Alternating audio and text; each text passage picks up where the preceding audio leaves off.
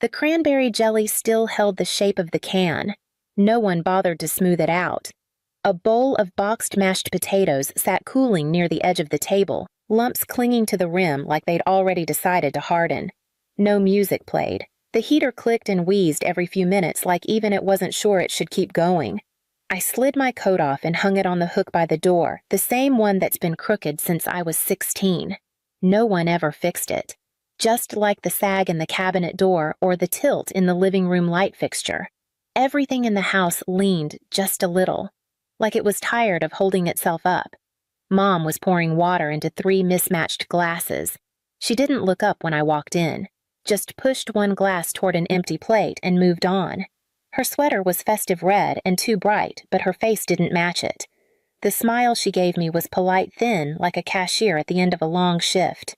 Dad was already seated, turning his wine glass slowly in his hand. The wine wasn't good. It never was. Cheap and warm. He didn't drink it for taste. He sipped because it gave his hands something to do. Jordan sat across from him, hunched over his phone. He glanced up when I walked in, then looked back down like he hadn't. I took my usual seat, the one next to the pantry door. It creaked when I pulled it out. No one said anything. No one prayed. We never really did. We just filled our plates and kept our thoughts to ourselves. I reached for the ham. It was dry. I served myself anyway. Halfway through the first bite, Dad cleared his throat. Then he said it. "You're a burden, Marissa. It's time you moved out." He didn't raise his voice. He didn't even look directly at me. Just said it like he was reading off a grocery list. Like it had been on his tongue for a while now, and tonight the wine gave it permission. I didn't move. Neither did the others. Jordan froze with his fork in the air. Mom let out a small breath, almost a laugh, but not quite. Then she said, "Oh, Gerald." But the words didn't go anywhere. Just dissolved. The heater clicked again. My potatoes were already cold. I looked down at them and wondered not for the first time how long I'd been setting the table for people who didn't plan to feed me back. I didn't respond not right away. I just picked up the knife and spread a little butter across the dinner roll in front of me. It crumbled anyway, the kind that always tasted like freezer burn no matter how long you warmed it. Mom adjusted her napkin. Jordan looked like he wanted to say something but couldn't find the edge of it. I didn't give them time. "I'm not here because I can't afford rent," I said. "I've been covering the utilities, the grocery bills, that bottle you're drinking." Dad's eyes stayed on his plate. The glass circled again in his hand. He said, "Doesn't matter. It's still my house."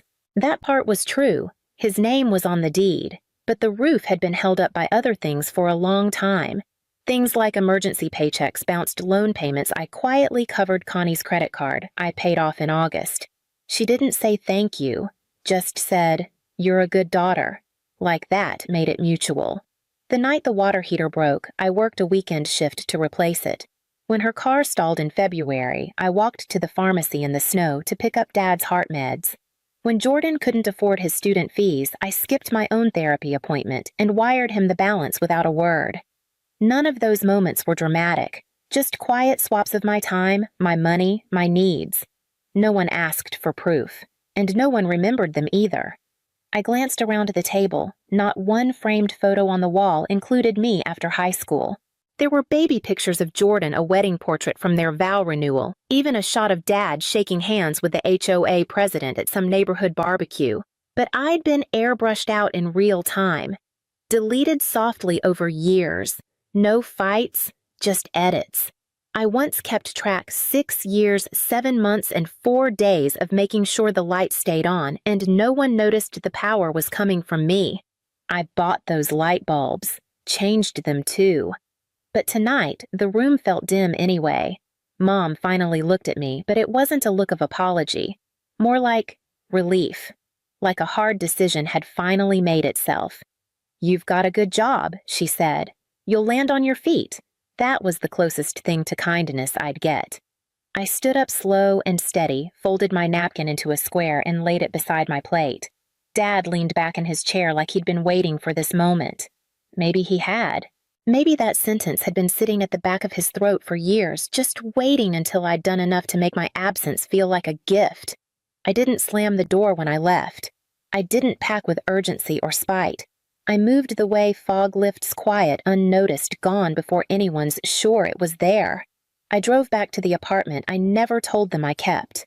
A small one-bedroom above an old bakery where the hallway always smelled like cinnamon and scorched sugar. I'd leased it months ago originally as a place to nap between long shifts, but it had slowly become mine in a way the family house never was. The lamp by the window clicked on with a soft hum. A warm, amber glow pooled across the hardwood floor. I hadn't realized how different real light felt when it wasn't borrowed or owed. There were no photos on the walls, just the small canvas I painted on a rainy Sunday, abstract swirls in cream and moss green. It wasn't beautiful, not really. But it was mine. I took off my shoes. Set my phone on the counter. The only message blinking was from Harper, just a heart emoji and the words, "You good." She never needed more than that. She'd been there the night my car broke down, the day the ER called about Dad's arrhythmia. She knew how many shifts I covered, how much I'd given. She also knew when not to ask questions. I sat on the floor back against the wall, legs stretched out. The heater kicked in low, steady, reliable. For once, I didn't have to brace myself for a call about a blown fuse or a missed bill. The silence didn't feel empty. It felt earned. I thought of the list I used to keep on my notes app. Every expense I covered just this once, every loan I floated without interest, every promise made in the form of "next time we've got you." I deleted it without looking. I wasn't building a case anymore. I wasn't waiting for someone to say, "We didn't know." They did, or they chose not to. The next morning, I called the power company, the water service, the internet provider. One by one, I removed my name from the accounts. Gave them the new number to contact Dad's. None of them argued. They just updated the records. It wasn't revenge. It was clarity. I didn't send a text to let them know. They'd notice when the screen went dark, when the heater stopped, when the tap ran dry. And maybe just for a second they'd pause long enough to wonder who'd been holding the line all this time. But probably not. That was never why I did it. By the third morning, I'd started opening the curtains before the sun fully rose. I liked the way the light came in slow and gold, slipping through the lace and soft threads. The apartment didn't face much, just a brick wall with a stubborn vine crawling up its side, but it was mine. I began making coffee again. Real coffee, not the instant kind I used to gulp between errands. The smell curled into corners of the room and stayed there like it belonged. I even bought creamer in a glass bottle, the kind that clinks gently against the fridge door when you reach for it. The stillness wasn't lonely. It breathed. Sometimes I'd wake up and forget to check my phone. There were no missed calls, no long voicemails from Mom starting with "don't panic," but no overdraft alerts from the bank. No half-sincere just checking in texts that really meant we need something again. I found small things to fix, a sticky drawer, a squeaky hinge, the kind of work that held no emotional weight, no hidden demand. It was strange how healing crept in, not like fireworks, but like warm water running clear after weeks of rust. Harper came by on a Thursday night. She brought soup in a mason jar and a used book with a cracked spine. Still breathing, she asked, standing in the doorway. I nodded. She didn't pry. Just kicked off her boots and settled in like she'd always had a spot there. We didn't talk much. We didn't need to. She lit a candle without asking. The scent was something soft lavender and cedar. It mixed with the coffee and the soup and the quiet. Later, after she left, I stood by the window for a long time. The brick wall outside was lit by a single street lamp, and for once, I didn't feel like I was waiting for something to change. The apartment didn't shine, but it glowed in a way the house never had. Not from decoration or noise, but from the simple fact that nothing here was borrowed, begged, or balanced on guilt. Just mine. Finally. It started with the mail. A letter arrived at my work address forwarded from my old one. Handwritten. The envelope cheap soft around the edges. No return name, but I knew the handwriting. Mom never called things what they were. She asked if I still had access to the utility accounts, said they were having some temporary delays in paying, blamed the new online system. I didn't answer. A week later, Jordan texted. 3 words. Wi-Fi's been off.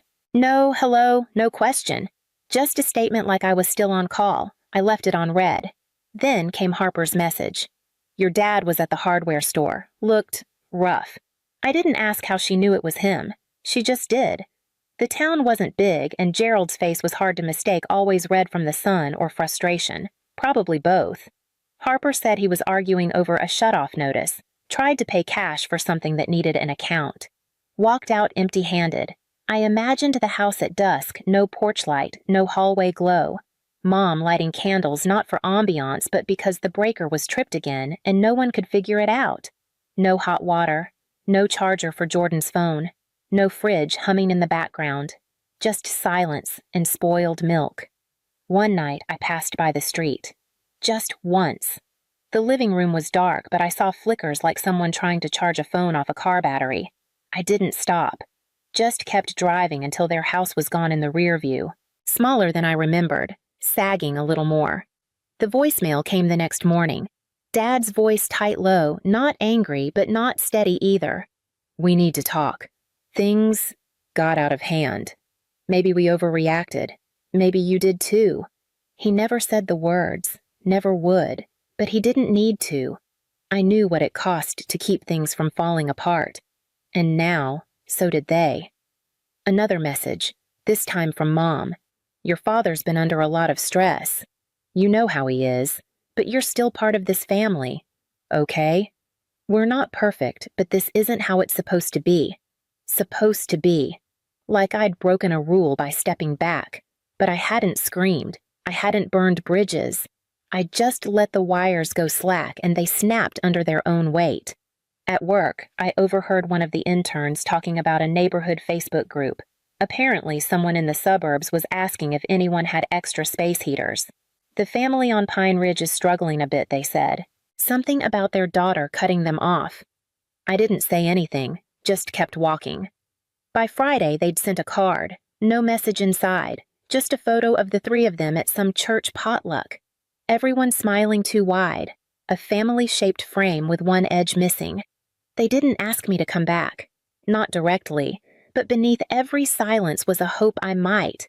That someone would still show up with the solution, with the passwords, with the money, with the light. A week before Easter, a card arrived at my apartment. Pastel envelope, gold cursive, the kind of thing you buy in a 10-pack and keep in a drawer for when you forget someone's birthday. No return address, but I knew where it came from.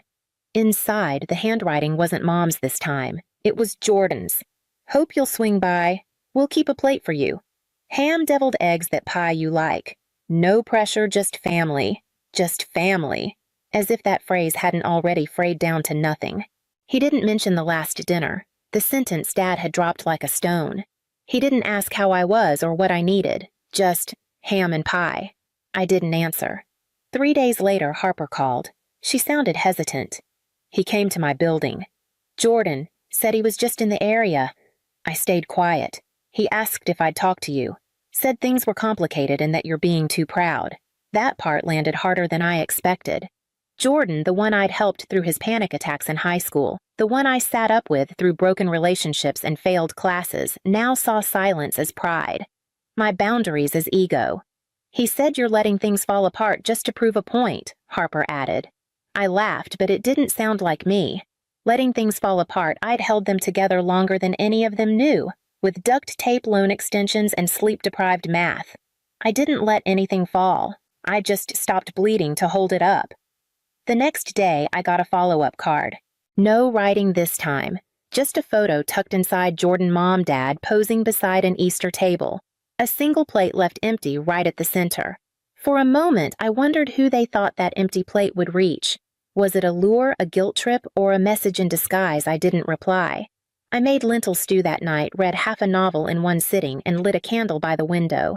The light flickered once, then steadied. There was no need to explain. Sometimes silence is the answer. The last time I heard from them was a group text. Sent to me Harper and 2 distant cousins I barely knew. No greeting. Just a photo of Dad in a hospital bed hooked to a heart monitor. Captioned, "Please keep him in your prayers. This family sticks together." I stared at the screen for a long time, not because I didn't care, but because the sentence hung there like a rope that once held me hostage.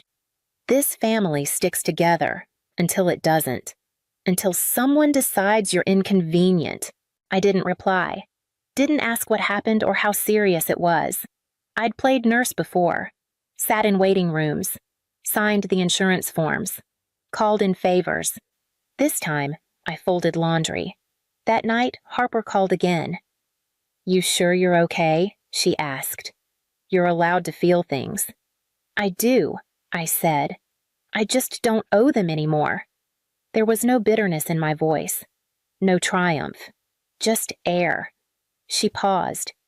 "You ever think they'll get it?" I thought of the empty plate they set for me on Easter. How carefully it had been placed, centered, photographed.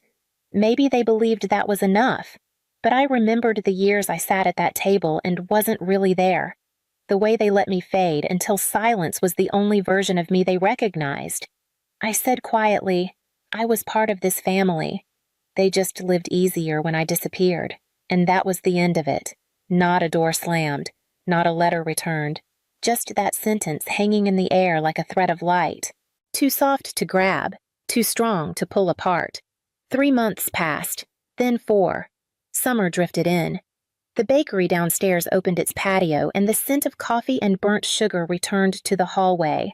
I grew basil on the windowsill. It wilted twice, then caught on. One afternoon, I walked to the post office and mailed a small padded envelope. No return address, no note. Inside the spare house key. The last one I still had. I slipped it between 2 pages of an old utilities ledger, one with my name scrawled at the bottom in blue ink circled 3 times like it meant something. A few days later, I passed by their street again. Not on purpose. Just out of habit. The porch light was flickering. A new bulb, maybe. Wrong wattage. Too harsh. The kind that buzzes faintly and burns out quick. No one was outside, but taped to the door just above the knob was something small. My name, printed in block letters, on a label I used to keep in the kitchen drawer for mailing packages. I didn't stop to read the rest. I didn't knock. I didn't take it down. I just turned away and walked back through the late summer heat. Back toward the quiet hum of my apartment, the steady lamp in the corner, the basil leaves catching golden light on the sill. Behind me, the house stood still. Lights on. Nobody home. If you've ever disappeared in your own home, you don't have to explain.